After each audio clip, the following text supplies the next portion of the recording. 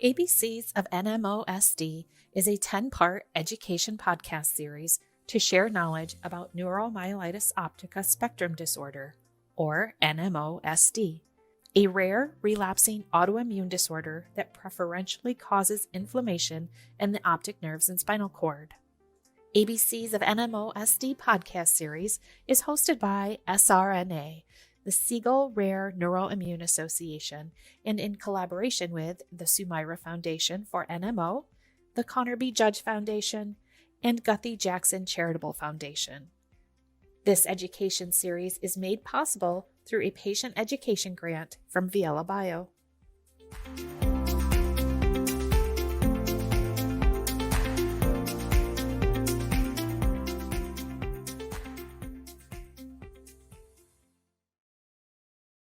Welcome to the ABCs of NMOSD podcast series. This podcast is entitled Explaining NMOSD to Others. My name is Gigi DeFibri from the Siegel Rare Neuroimmune Association. ABCs of NMOSD is made possible through a patient education grant from Viela Bio. Viela Bio is dedicated to the development and commercialization of novel, life-changing medicines for patients with a wide range of autoimmune and severe inflammatory diseases. Their approach to drug discovery is aimed at providing targeted treatments for improved outcomes for the thousands of patients who have few or no therapeutic options. For additional information about Viela, please visit vielabio.com. For today's podcast, we were joined by Dr. Chelsey Judge and Sumaira Ahmed. Chelsey Judge, PhD immunologist, is sister to Connor and scientific advisor with the Connor B. Judge Foundation, which raises awareness and research funds for NMO and related autoimmune diseases. She works as a medical science liaison in the MS field for Sanofi Genzyme and is passionate about communicating science. Sumaira Ahmed is a seronegative NMO patient from Boston, Massachusetts. She founded the Sumaira Foundation for NMO in 2014, just 2 months after getting diagnosed. She currently serves as the organization's executive director and is committed to finding a cure for neuromyelitis optica. Hey, I'm really happy to be on the SRNA's ABCs of NMOSD. I'm elated to be here and share a little bit about my glimpse and understanding of NMO and what it's like to at least see someone who, I never know what word to use, battles as a warrior or just lives with NMO.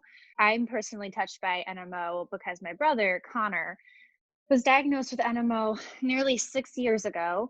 He was just 22 at the time. We thought he was a very healthy, young, vital man, but he started to get these very weird symptoms that, I'm going to be totally frank, no one in our family really took seriously. He kept complaining of vague eye pain and lower back pain, and it was over the summer, and so now we know that he was bringing this out, but he was working as a landscaper, and we thought like, oh, okay, come on, calm down, like it's not that bad, or you're just trying to get out of work.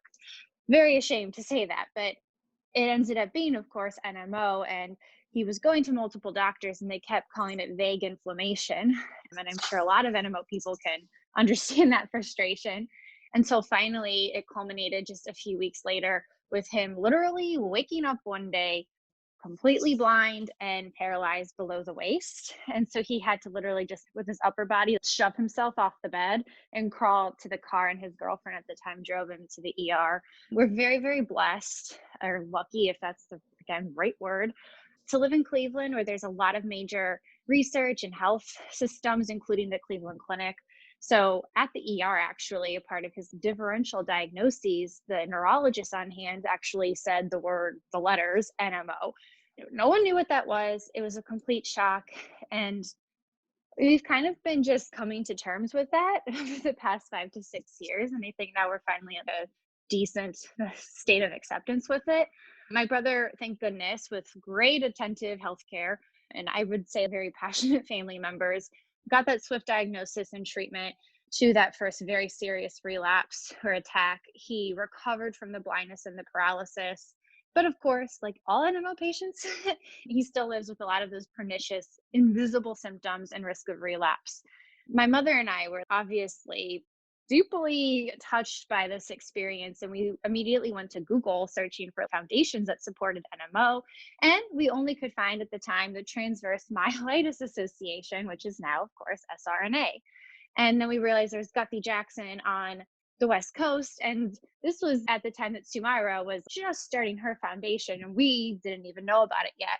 So we felt like we had to contribute something, do something for my brother and patients like him where we were, again, bringing together the major research and healthcare teams in Cleveland. So we started a foundation on behalf of my brother, the Chelsey Judge Foundation, where we raise awareness and research funds for NMO and related autoimmune diseases. And I have a weird background that's, I guess, very ironic. I was doing my PhD in immunology at the time of Connor's diagnosis. And so I act as now a full PhD immunologist as a scientific advisor for our foundation and try to communicate to my best of my ability about the science of NMO and where our research funds should be allocated. So that's a little bit about me. Sumaira, tell them your amazing story. Hi, guys. So, Chelsey, it's a pleasure to be on another podcast episode with you.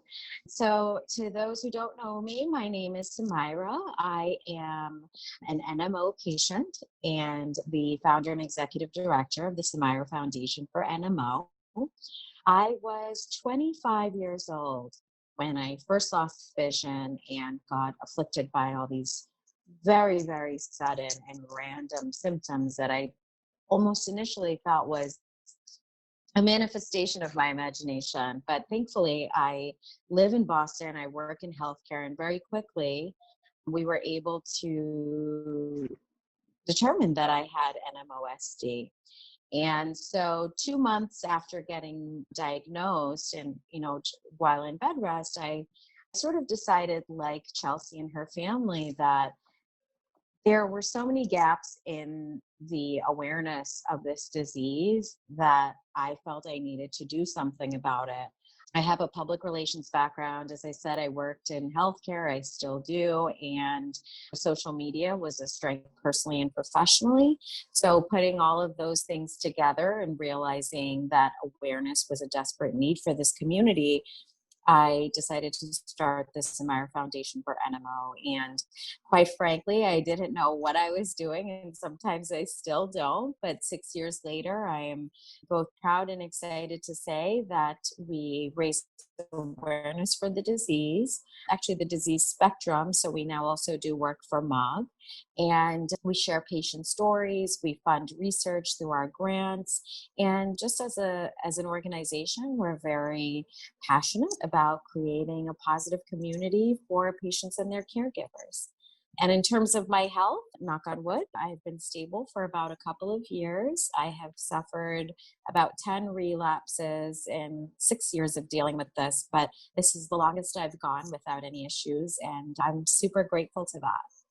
Oh, Sumaira, that is an amazing statistic. It's Thursday that we're at noon that we're recording this, so I don't have any champagne with me, but I would definitely toast to that.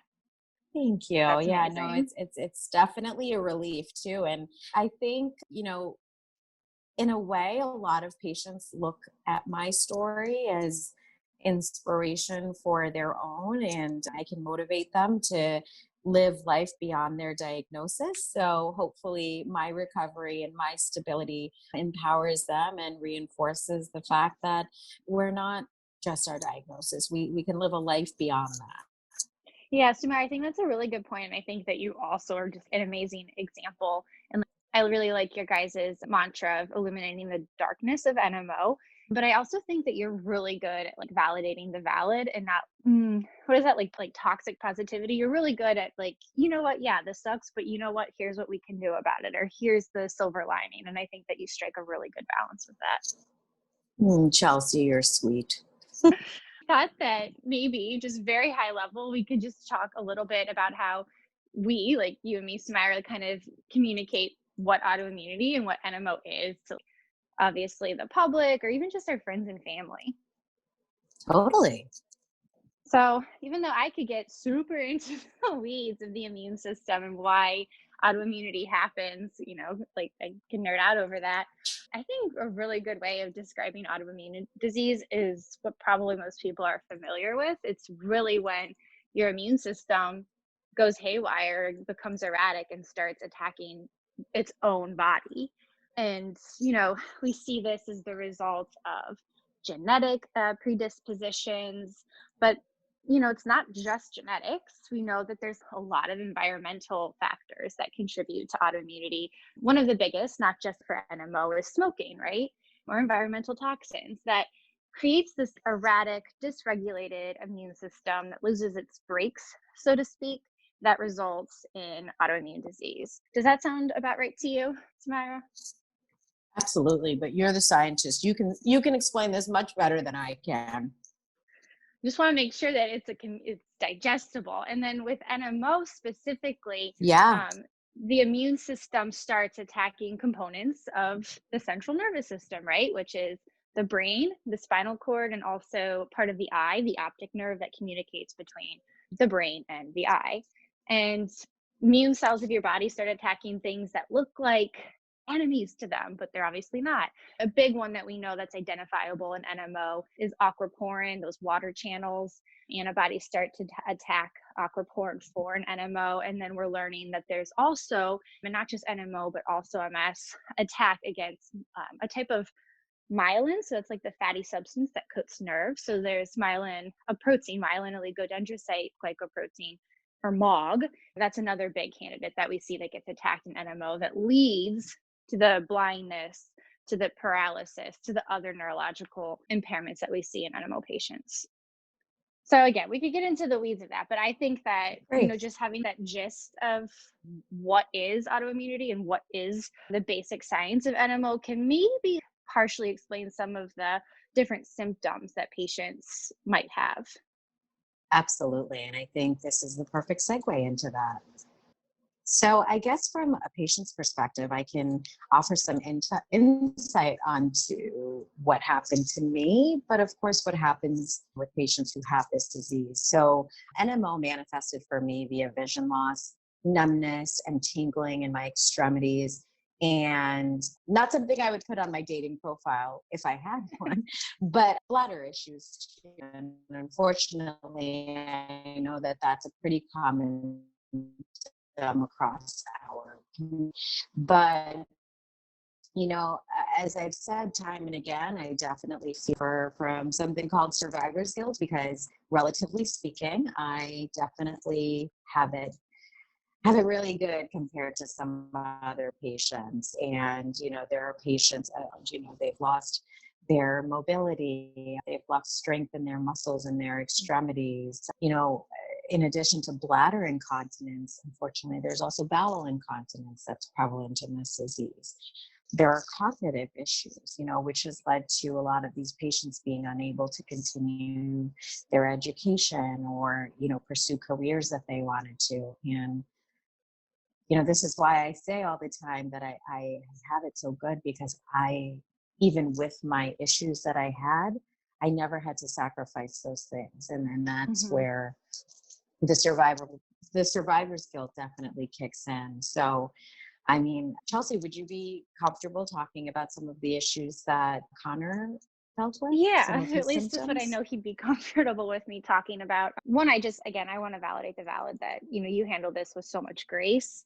And I understand rationally what survivor's guilt is, but it also troubles me to hear that people feel that on top of living with a chronic illness like NMO. I find myself as a sister feeling guilt that my brother has it, but I don't have it, that kind of thing. So that's the closest I can get to understanding that. But I feel Connor's biggest problems, outside of the obvious ones from his first attack of paralysis and blindness, is the residual neurological damage that caused him bladder bowel issues, predominantly incontinence and bladder urgency. I know he'll kill me. I don't know if he'll kill me if I say this, but we can check with him. He also experiences sexual dysfunction, right? That's a very, very, very, very common symptom in NMO and MS. The pain, neuropathic pain to some extent in his legs, spasticity is a big one. He still has some visual issues like eye pain. Obviously, it gets worse with the heat. And then I think a really pernicious one is fatigue. I think that this is probably the most invisible, or people just write it off as you'd be like me, a healthy person who's in her late 20s, early 30s, oh yeah, man, I worked really hard. I'm tired too.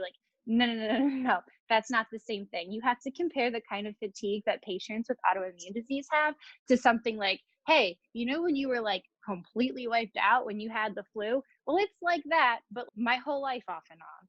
And that's partially Right. because of the inflammation that is going on inside your body attacking your nervous system. But people can't, yeah, people can't Totally. see that. Oh, and I'm so glad you brought that up because that's something that I personally have a tough time understanding and believing, even though it's my own body. And I think it's hard for other people to understand that too.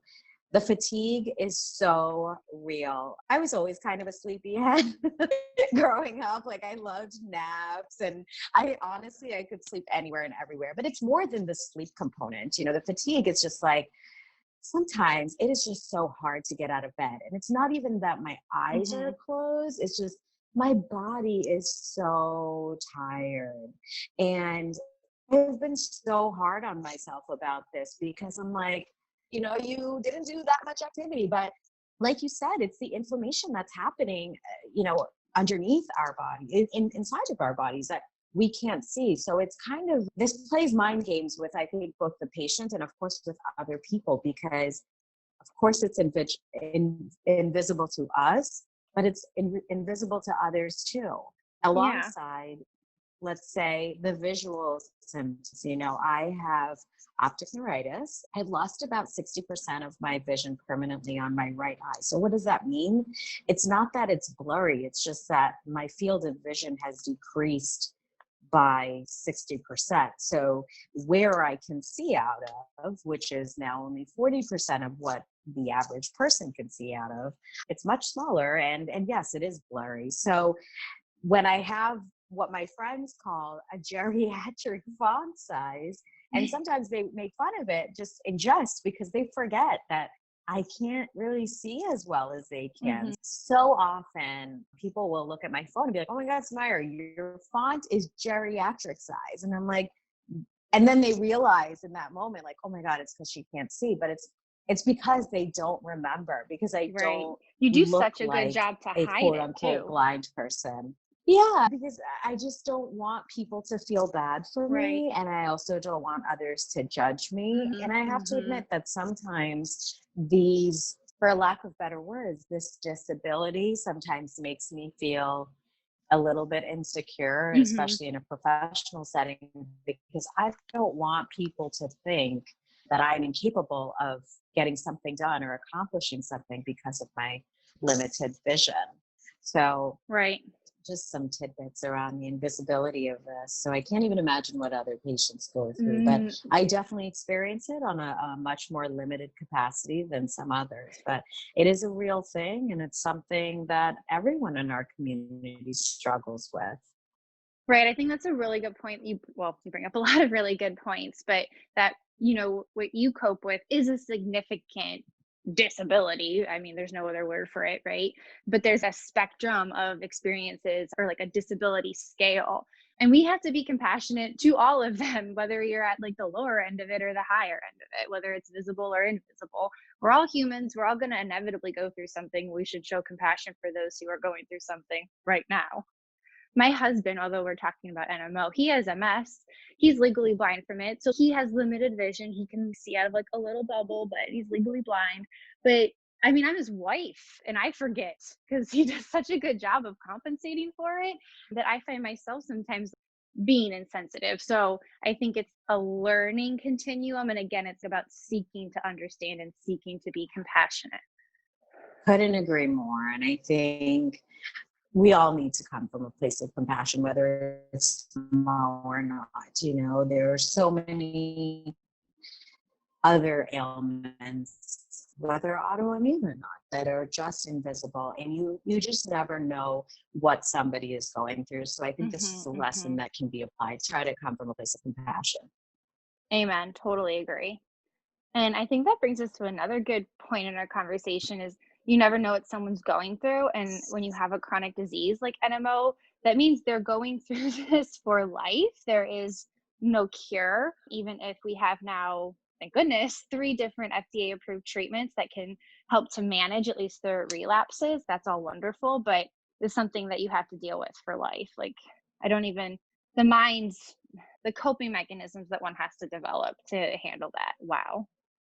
Totally.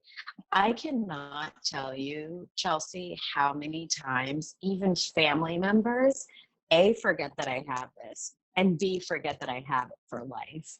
I'll see extended family members sometimes and they'll be like, oh, you look so good. So is it over? You're done with it? It's cured? And I'm like, no. I mean, I don't know I how wish. many more ways I need to tell you, how many languages I need to say it. But yeah, exactly. I wish, but no, I'm stuck with this. And, when I tell people that I am on treatment for life, and that too, some of it is chemotherapy, they're like, huh? But you don't have cancer. And that just opens a whole other can of worms that, chemotherapy, immunosuppressive therapy is not just for cancer. And I think that is an educational token that we should just put out there for everybody.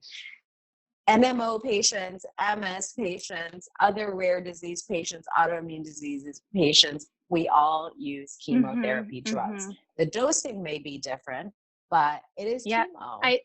And it doesn't mean I have cancer. Right. I think it's just cancer is like the most public, or like, I feel it's so silly, but people have heard of cancer, right? Or they've been affected by it. Whereas I think a lot of other diseases to most people are vaguer, more foreign to them, that they don't appreciate that these types of treatments are used also to target the inflammation that are seen in these autoimmune diseases to prevent relapses and prevent those, the immune system's attacking the body from itself. So yeah, it's not understood well enough. And that's why we have to keep talking about it and making the public more aware.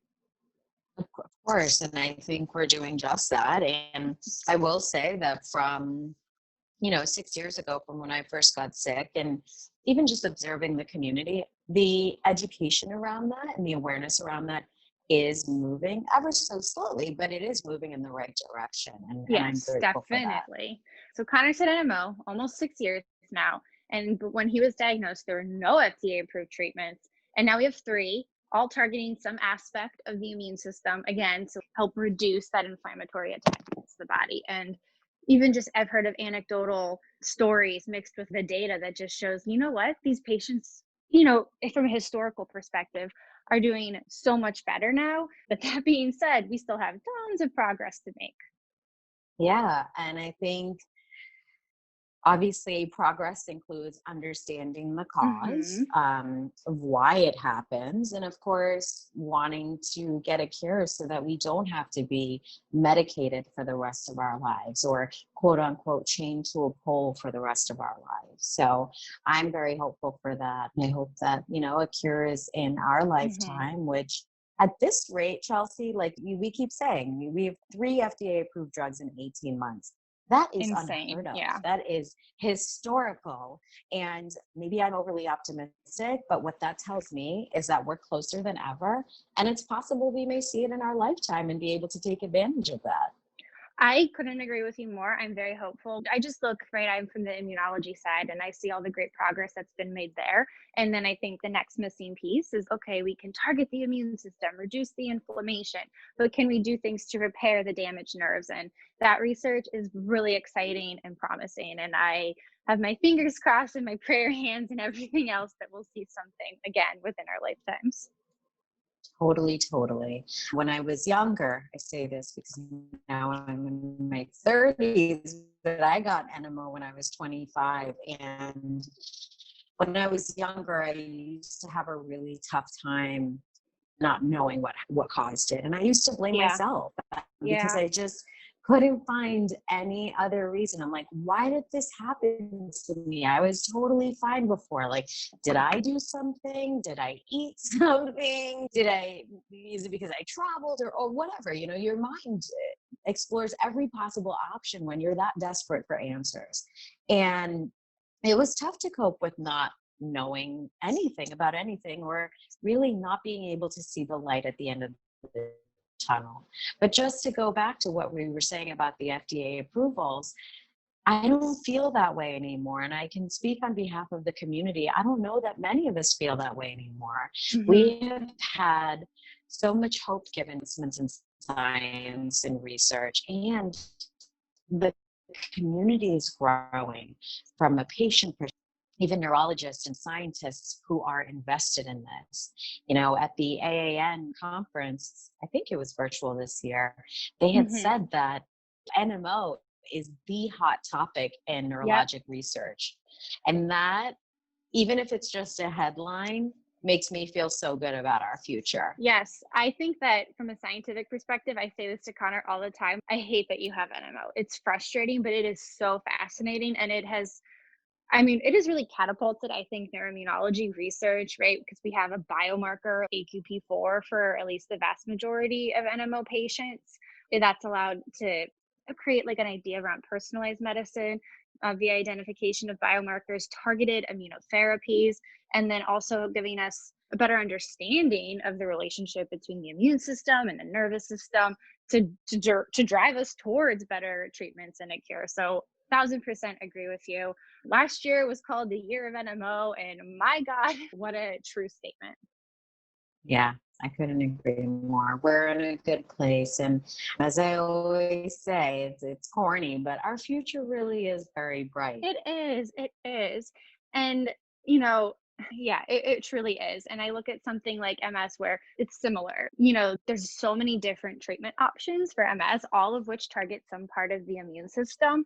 But I just thought just highlight that while MS, I think, the public is more aware of multiple sclerosis, right, as another neurological autoimmune disease, it is very different from NMO, even though I know a lot of NMO patients have been misdiagnosed with MS. And it's really important that patients get the proper diagnosis, because treatments, some of them for MS, can actually either have no effect for NMO patients or can make NMO worse. So really important to get the right diagnosis. Multiple sclerosis typically affects mainly the brain, but there are definitely spinal cord involvement as well, whereas it's the opposite for NMO. We see a lot more spinal cord involvement, more so than the brain, but again, it still attacks the brain as well. It's just different proportions. And then obviously, we don't see AQP4 reactive immune cells in MS. That's specific to NMO. So NMO used to be called like really severe MS, and now we sometimes hear it's the crazy cousin of MS. But it's really important to get a proper diagnosis, because as all NMO patients know, the attacks that NMO patients see can be much more sudden and drastic than an MS, where MS is more of a slow moving, progressive, accumulating disease. So really important to know the difference.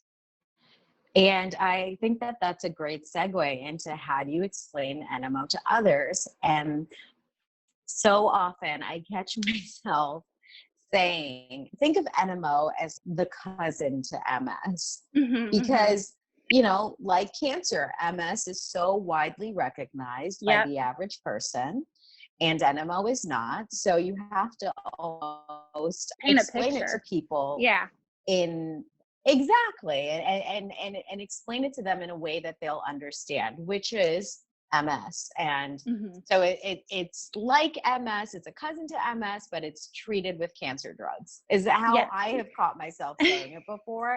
But it helps people understand that why we're on chemo. What is it? How does this disease act? And so I find that that's a very simplified way of explaining it to family, friends, primary care doctors who have never heard about this. Oh, and that's another good point, that you're educating some clinicians sometimes, right? Absolutely. Absolutely. I mean, who knows the disease better than the person who suffers from it, right? And, the doctors, they only know about, especially when it comes to PCPs or physicians who are not MS specialist or neuroimmunologist, as connected to it. Right. Or if it's an emergency medicine doctor, you show up to the emergency department with symptoms and they have to triage you. It's important for us to know how to explain it so that they triage us correctly. So make sure that they listen to you. But exactly, because I can't tell you how many times I have heard that in our community, patients have been turned away from, the emergency room or their PCP or whoever, because it was deemed as a figment of their imagination or a panic attack. I've heard that so many times. And honestly, it really breaks my heart, because you think about well, what if it had been treated as it should have been when they first Earlier. presented in the emergency room or their doctor's office? Maybe it wouldn't have progressed so far along Right. into the disease, but And see, we're Sumaira, learning like, as we go, right? yep. And then you bring up really good points. And like the reality of the consequences are just that. If you're not treated earlier, you might have long lasting neurological damage. So those are really good points. And, I've had one of those instances where I went, this was actually for my husband's MS. He was having a relapse. It was very obvious. He was having numbness and tingling in his limbs, so his arms and legs. And so that meant, boom, spinal cord involvement. Anyway, we go to the ER. I have a PhD in immunology. He's lived with MS at that point for nearly 10 years. This is classic. And we're being treated like we're drug seeking for high dose steroids. I don't know anybody that does that. And, we were put through the ringer, even though, by all accounts, we're like these very respectable, well educated people who know how to handle this disease. And we didn't receive prompt care. We actually had to leave the ER and seek outside treatment. It's astounding, and it really requires a high amount of advocacy for your loved ones, but also for yourself. I couldn't have said that better myself, Chelsey. I think more than ever, it's so important for us to learn how to advocate for ourselves and for each other as a community, especially in the world of COVID. There are so many different things happening medically right now, and we need to be able to differentiate our symptoms, especially if somebody's having a flare-up in the emergency room where there are COVID patients who are being prioritized. I'm not saying that they shouldn't be, but the value of us being able to articulate the severity of what these flare-up symptoms can do in a long-term perspective is very important. Yes, absolutely. And I think kind of on the flip side, when you're talking, like you were highlighting earlier, when you talk to people and they don't like for these invisible symptoms, or they don't quite get it, or if you feel guilty for your NMO, like you brought it on yourself, I feel for that, because that's just obviously not true. But I understand how you can, warp yourself in that, where people kind of put it on you, like, well, haven't you gotten better yet? Like, you're on treatment. You have to deal with the stigma of that and constantly communicate to people why, like, that diet's not going to work for me. It won't cure my NMO. Or like, trust me, I've tried X, Y through whatever different things, and this is the situation. Do you know how many times I've been asked if I'm going to end up in a wheelchair? And I know that it comes from a place of concern sometimes, but people do ask me more often than you'd think. And it's so interesting because while I'm a pretty unfiltered person, I don't know that I would ever ask someone that, especially somebody who has a neurologic condition. But all this to say that the education still needs to be elevated, even amongst the lay public, which is why we all do what we do.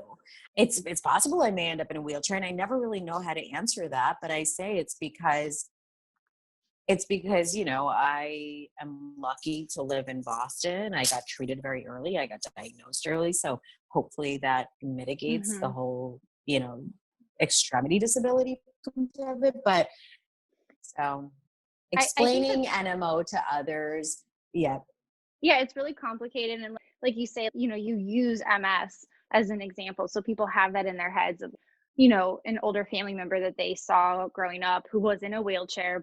It's very different from where the current landscape is for NMO and even MS patients, where, again, we have a number of high efficacy treatments that target the immune system to shut down or reduce the inflammation that damages the nervous system. And, the data is just there for both NMO and MS patients that if you use these highly efficacious treatments early on and you get a swift diagnosis, it's intuitive as well. You don't have to have a PhD, but if you are getting the diagnosis early and you're treated early with something that's known to work, your prognosis is going to be much better than if you received a later diagnosis and didn't get on a treatment early. So again, it's so important to educate and empower patients with this information, and then highlight the hope is very real. So real. And I want to end my segment of this by just saying to patients and caregivers that, of course, advocate for yourself. And when explaining the disease to others, maybe sometimes it's helpful to compare it to something that they know, because that's how our brains work. And also nothing to be embarrassed of. I used to be on a dating app or whatever a couple of years ago, and I used to feel insecure, and I'm like, oh, do I bring it up? Do I not? When is the right time? And now I wear my diagnosis with so much pride, because like you had said earlier, it's something that it's a positive thing in my life, despite having symptoms, despite having flare-ups, despite having to, be on treatment for the rest of my life. It's made me better in so many ways as a human being, and it's given me so much purpose. And I no longer feel shame of telling people. I wear it with a lot of pride. And I think that all of us, we're of course at different stages of the disease, but there comes a time when you realize you're so much more than your diagnosis. And I'm fortunate to have reached that turning point a couple of years ago. And I wish the same for everybody else. Sumaira, I've said this many times when I've recorded with you or talked to you via Zoom, but wish I could hug you. I only saved this little story because you brought up online dating or dating apps. So again, this is about NMO, but because of NMO, it opened up with my brother. It opened up this whole world where, just inundated with NMO information and learning about patient advocacy and everything like that. But I went on Bumble a few years ago and actually met my husband that way. And he, at that point in his MS space, was very open about it. And that was one of the first things he ever told me about himself.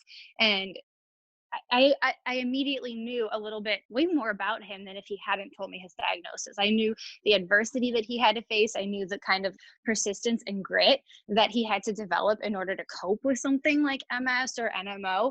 And it made him, to me, like more endearing. I respected him more because I immediately knew a lot about him just because of that. Again, it's not his identity, but it did shape him. It did shape you. It did shape my brother. And, you have to go through battles, and it sometimes will make you bitter, but along the way, overall, it really shapes your character development.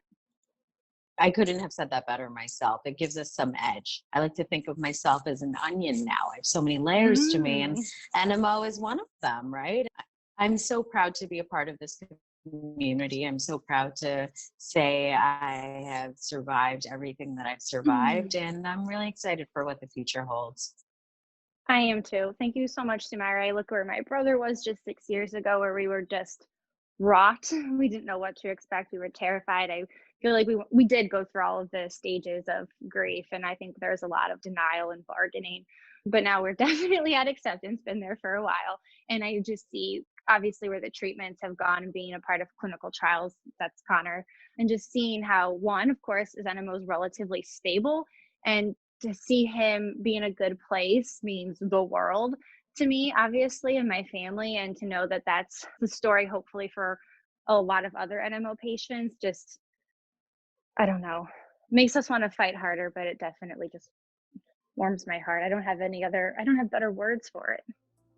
I think you said it. Sometimes we're saying things without saying it. So you hit the nail on the head. As always, it was a pleasure to speak to you. I can't wait to see you in person, hopefully once all this passes. And let's keep making a difference. Let's keep illuminating the darkness of NMO and, fighting for all of our patients to make sure that they get access to the care that they need, the treatments that they need, getting more FDA approvals, more stories out there, and finding a cure. I know we're going to do Samira. Thank you, Sumaira. Thank you, sRNA. Totally agree. This has been awesome. Yes. Stay healthy. Thank you.